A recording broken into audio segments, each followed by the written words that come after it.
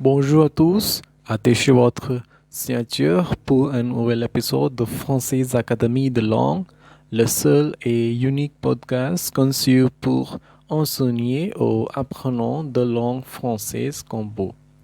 Que vous soyez débutant, intermédiaire ou compétent en langue française, vous êtes sûr de prendre des conseils pratiques lorsque vous écoutez notre podcast. Je m'appelle Rajan Singh Chauhan et aujourd'hui, on va parler sciences du sport.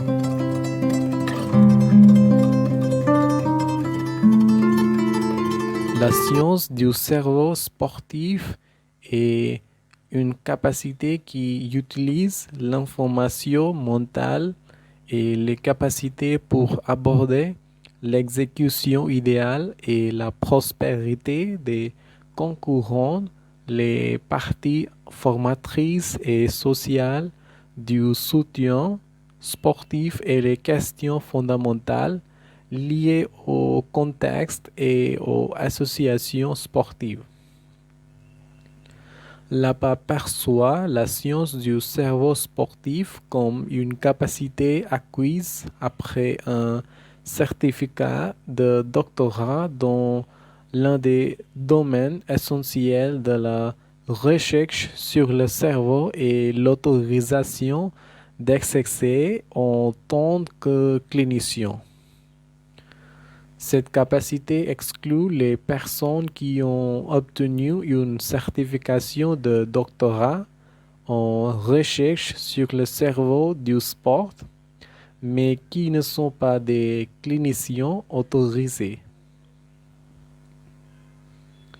Les intercessions en sciences du cerveau sportif sont destinées à aider les compétiteurs et les différents membres des jeux, par exemple les mentors, les dirigeants, les gardiens, à partir d'une large exposition de paramètres de niveau de compétition et d'âge, allant des jeunes membres sportifs aux compétiteurs compétents et olympiques aux artistes de niveau dominateur.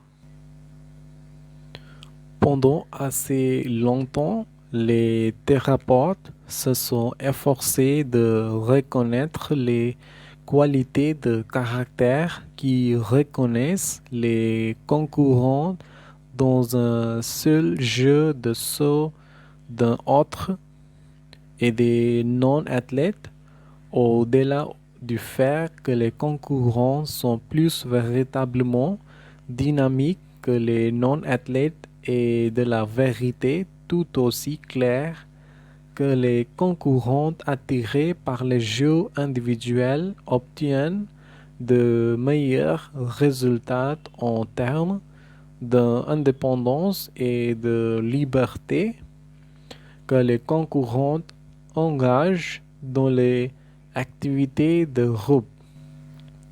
Il y avait peu d'accords sur le caractère athlétique en supposant que l'on contrôle la classe sociale.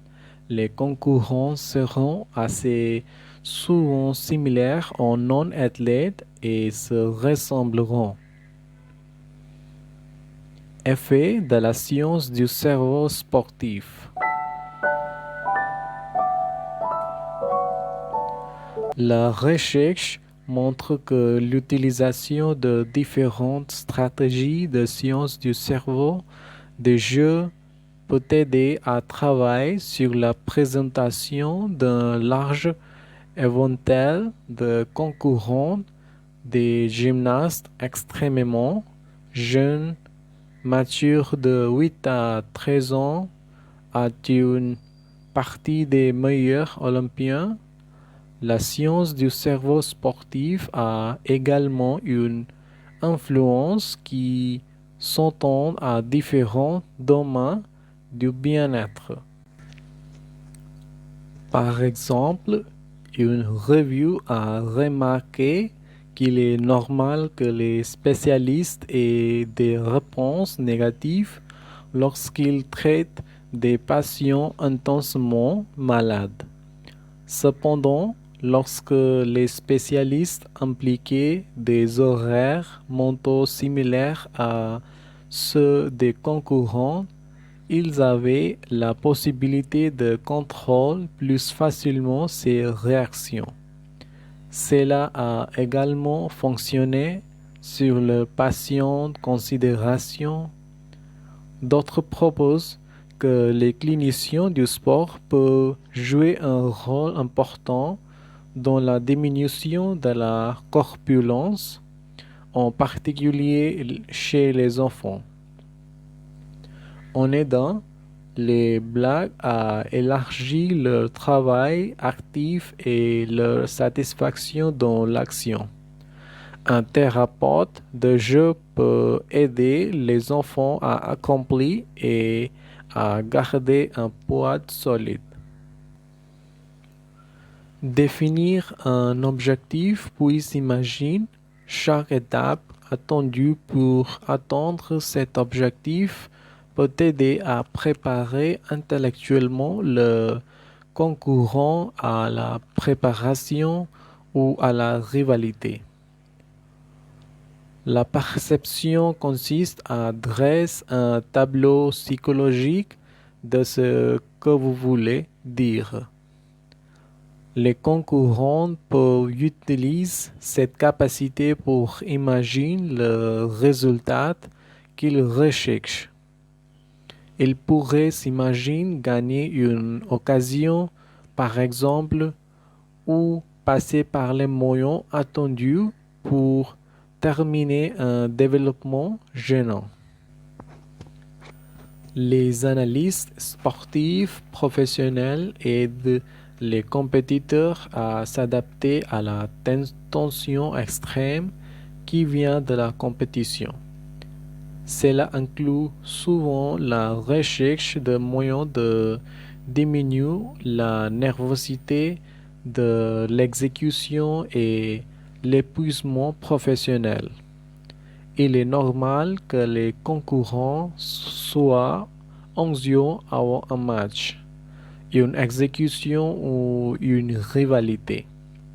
Cependant, ces nerfs peuvent nuire à la performance. Ainsi, l'apprentissage de stratégies pour rester d'humeur égale est important pour aider les concurrents à donner le meilleur d'eux-mêmes. Les stratégies qui peuvent être le point central de ce domaine de la recherche sur le cerveau sportif intègre des choses comme les méthodes de détente, la modification des contemplations négatives, la construction de l'intrépidité et les interruptions de découverte pour diminuer la tension sur la nervosité. L'épuisement professionnel peut également arriver aux concurrents qui éprouvent habituellement de la tension, de la nervosité et des horaires d'entraînement extraordinaires. Aider les concurrents à rétablir le sentiment d'équilibre, à trouver comment se détendre et à garder l'inspiration peut aider à combattre les sensations d'épuisement professionnel. Nous sommes arrivés à la fin de notre épisode de podcast. Pour parfaire votre apprentissage dans française langue, trouvez le professeur idéal pour vous enseigner français.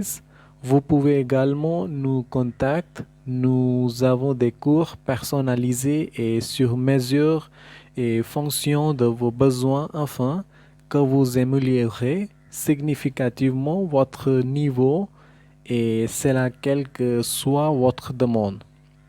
Vous pouvez demander des cours intensifs de français, des cours de français professionnels, des cours de français des affaires, des cours de français pour débutants ou des cours de français pour adultes étrangers.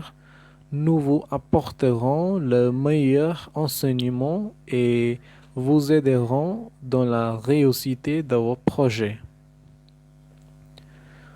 Ceci est l'épisode de cette semaine de la French Podcast. N'oubliez pas de nous rejoindre la semaine prochaine pour un autre épisode. Merci de m'avoir écouté. Si vous aimez ce podcast, nous aimerons que vous vous abonniez, commentiez et partagez cette vidéo avec vos amis afin que nous sentions encourage à en faire plus. Jusqu'à la prochaine fois, au revoir.